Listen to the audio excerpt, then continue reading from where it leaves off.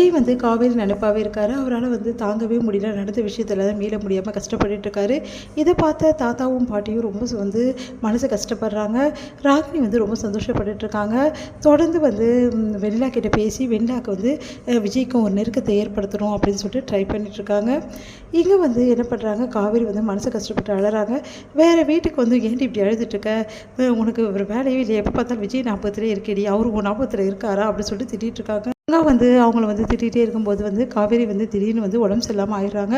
அதை பார்த்த கங்காவுக்கு ஒன்றும் புரியலை. என்னடி ஆச்சு அப்படின்னோடனே, இல்லைக்கா எனக்கு ஒரு மாதிரி டயர்டாக இருக்குது அப்படின்றாங்க. கங்காவுக்கு சந்தேகம் வந்து, உண்மையை சொல்லிடி, நீ வந்து உண்மையிலே விஜய் கூட வந்து நெருக்கமாக இருந்தியா, வாழ்ந்தியா அவர் கூட அப்படின்னு சொல்லிட்டு கேட்டோன்னே, ஆமாக்கா அப்படின்றாங்க. ஏன் நீ இந்த விஷயத்தை எங்ககிட்ட சொல்லவே சொல்லலைன்னொன்னே, சாரிக்கா எனக்கு சொல்லக்கூடிய நிலைமையில நான் இல்லை, எப்படி சொல்கிறதுன்னு தெரியலக்கா, அதுக்காக நீ அமைதியாக இருப்பியா, அம்மா பற்றியா உன்னையும் விஜயும் பிரிக்கிறதுக்காக எல்லா ஏற்பாடும் பண்ணிடுச்சு, இப்போ கடைசியில் பாரு நம்ம வேறு வீட்டுக்கும் வந்துட்டோம், இந்த மாதிரி நிலைமையில நீ ஏன் இப்படி இருக்க, முதல்ல விஜயை போய் பாருடி, விஜய்கிட்ட வந்து எல்லா விஷயத்தையும் பேசு, இதுக்கப்புறம் நீயும் விஜய் சேர்ந்து தாண்டி இருக்கணும், புரியுதா அப்படின்னு சொல்கிறாங்க.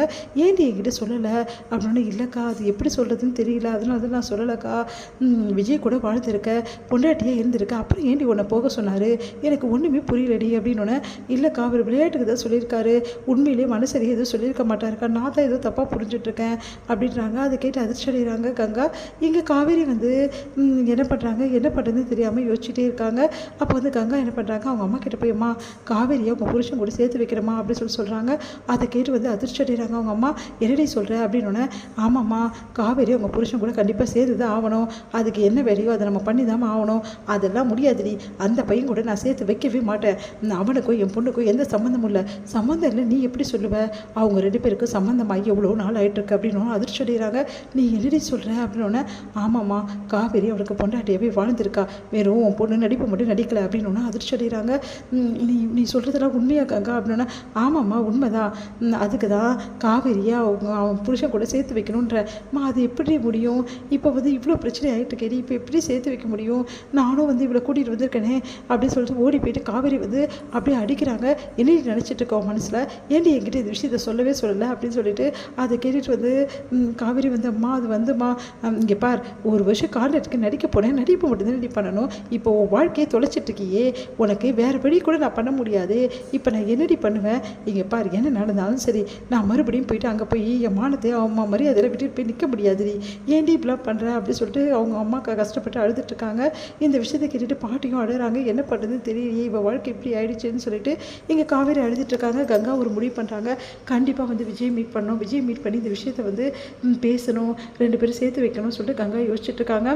இங்கே வந்து குமரன் என்ன பண்ணுறாரு, வந்துட்டு இருக்கும்போது வந்து விஜய் பார்க்குறாரு. விஜய் பார்த்துட்டு குமரன் வந்து அப்படி பேசாமல் போயிடுறாரு. விஜய் வந்து காவேரி வந்து பார்க்கணும் அப்படின்றாரு. அதெல்லாம் பார்க்க முடியாது, இங்கே பாருங்கள் நீங்கள் எந்த ட்ரெஸ் இருக்கீங்க நல்லாவே தெரியும், காவேரி நான் பார்த்து தான் ஆகணும் அப்படின்னு சொல்கிறாரு.